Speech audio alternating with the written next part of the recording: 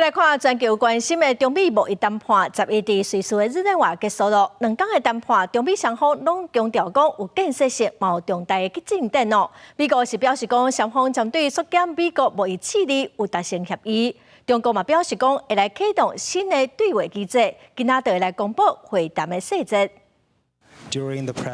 和美国高层代表结束两港的关门会谈，中国国务院副总理何立峰伫瑞士日内瓦的记者会强调，这届甲美国的贸易谈判得到实质的进展甲重要的共识。会谈氛围呢是坦诚的、深入的、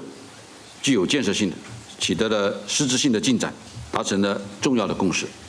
何立峰强调讲，透过这届会谈，北京甲华府已经同意建立中美经贸的参详机制，双方会赶紧讲好细节，并且伫10日公布会谈的联合声明。中国商务部国际贸易谈判代表兼副部长的李尚光表示，声明会带来对世界有利的好消息。何立峰肯定讲，这届会谈是中美透过对话甲协商解决分歧，踏出重要的一步。不过，再强调讲，北京对贸易战的一直以来的立场，也就是中方不愿意打贸易战，因为贸易战没有赢家。但是如果美方执意把贸易战强加于我们，为了维护我自身利益，中方也绝不惧怕，一定会奉陪到底。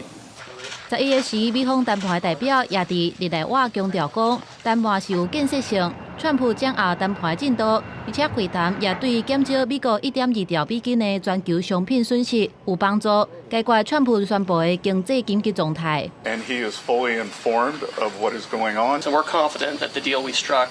with our Chinese partners will help us to work toward resolving that national emergency.